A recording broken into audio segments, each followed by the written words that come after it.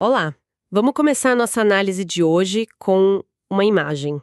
Pensa numa rocha. Uma rocha de 40 toneladas, um bloco gigante de arenito que fica no leito de um rio lá na Nova Inglaterra. Uhum.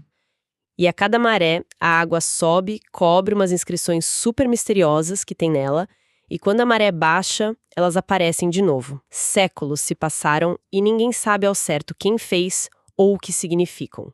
Essa é a Pedra de Dayton. E ela é, assim, muito mais do que só um mistério arqueológico, né? A nossa fonte de hoje é uma conversa entre acadêmicos, e eles usam essa pedra como um ponto de partida para explorar algo bem maior. Certo. O que era para ser uma investigação histórica simples, sabe, sobre um objeto esquecido, acabou levantando questões que são incrivelmente atuais. Tipo, como é que a gente sabe o que a gente sabe? Quem decide qual é a versão da história que vale? E o mais importante, como a política entra no meio para distorcer tudo. Exatamente. Como a política distorce a nossa percepção da realidade, seja de uma rocha antiga ou, sei lá, de uma crise global. Parece um caso de detetive histórico que se arrasta por séculos. E, como em toda boa história de detetive, chega uma hora que aparece um personagem que acha que pode resolver tudo com a ciência. E no nosso caso, esse cara é o Stephen Sewell. Isso. A gente está no século XVIII, em pleno iluminismo. A grande ideia da época era que a observação cuidadosa, empírica, ou seja, olhar os fatos, medir, registrar, que isso podia revelar a verdade sobre qualquer coisa.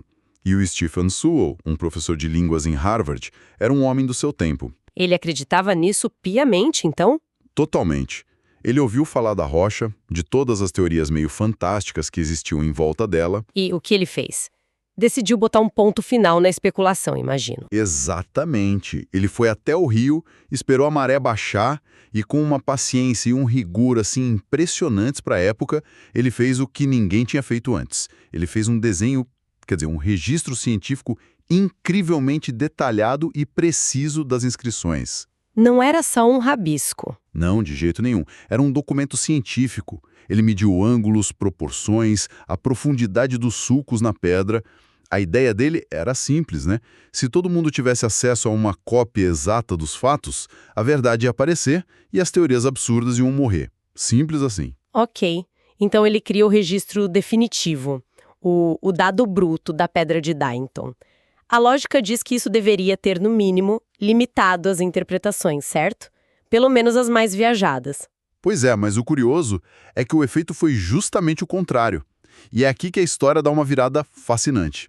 O desenho do Sewell, em vez de resolver o mistério, jogou gasolina no fogo. Espera aí, como assim? O documento mais preciso da época só piorou tudo.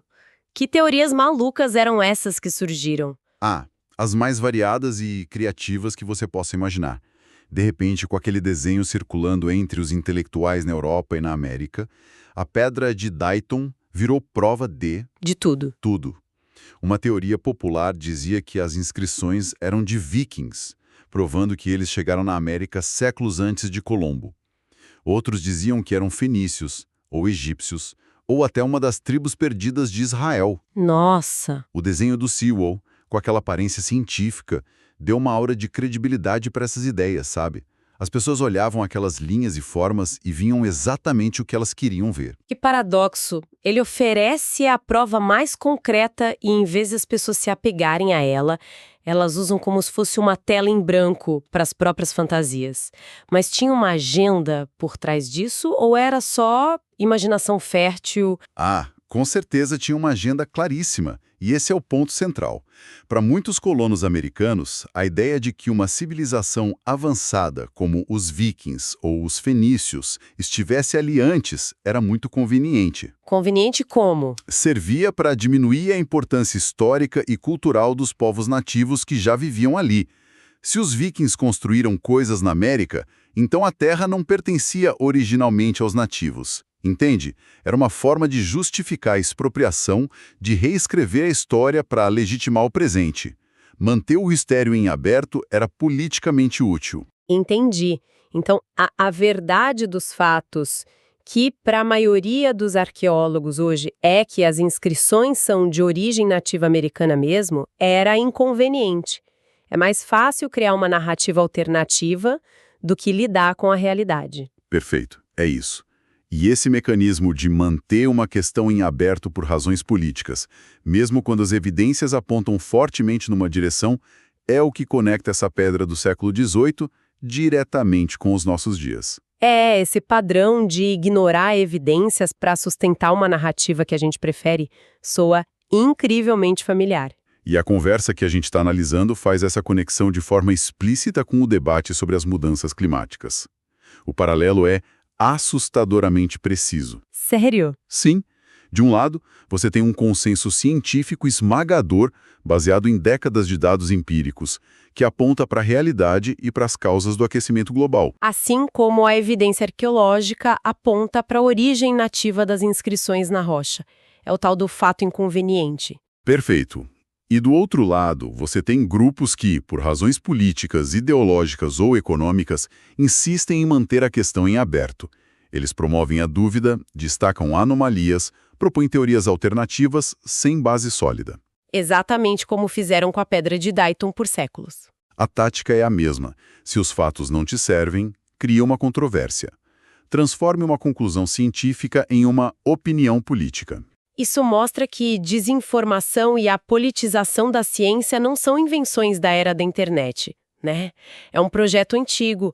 O caso da pedra é um estudo de caso de 300 anos sobre como isso funciona. É um lembrete poderoso de que o empirismo tem limites. O Sewell acreditava que os fatos falariam por si, mas os fatos não falam. As pessoas falam sobre os fatos, e o que elas dizem é moldado por seus valores, seus medos e, principalmente, seus interesses.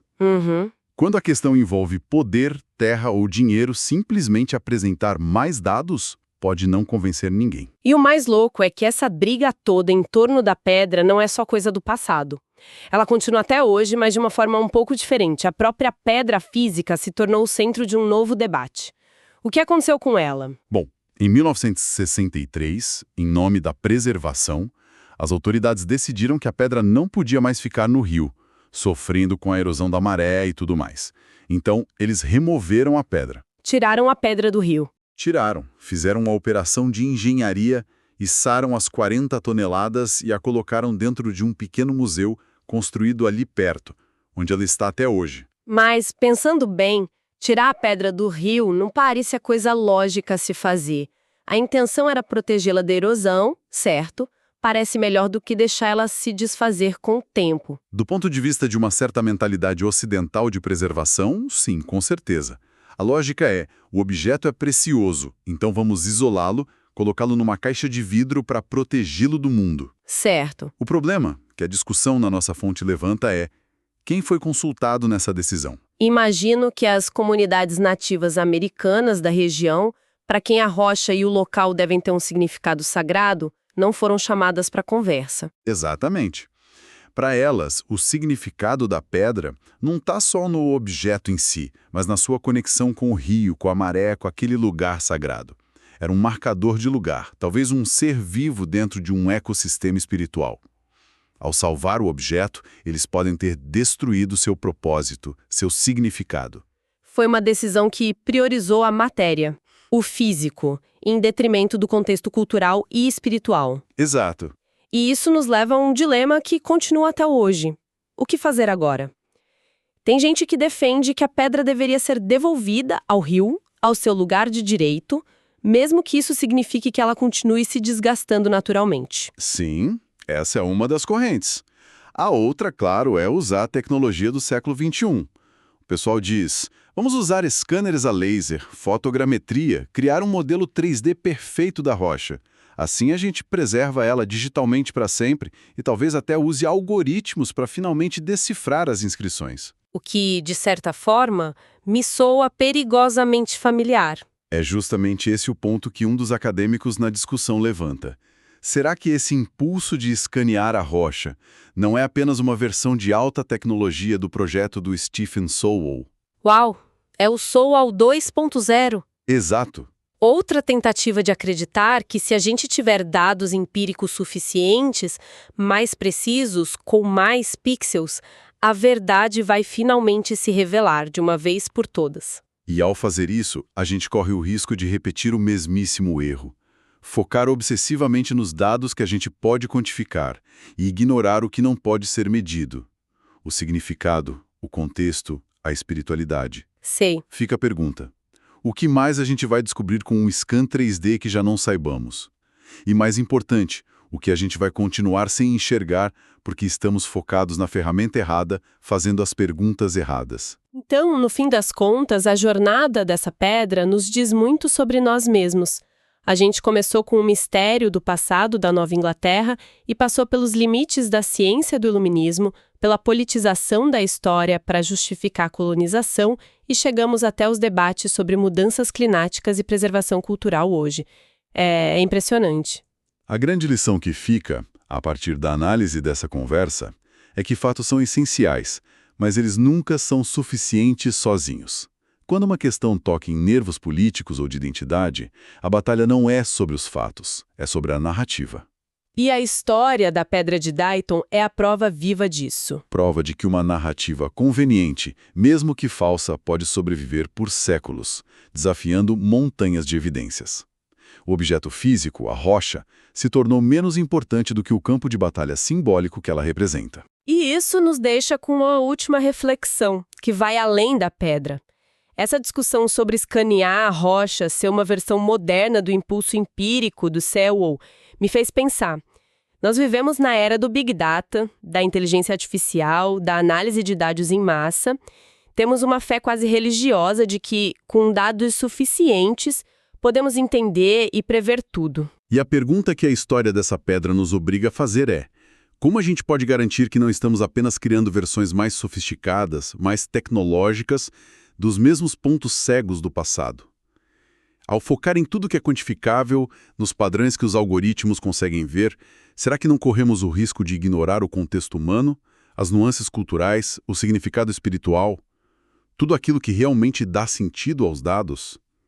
Talvez o maior desafio não seja coletar mais informação, mas sim desenvolver a sabedoria para entender o que ela realmente significa.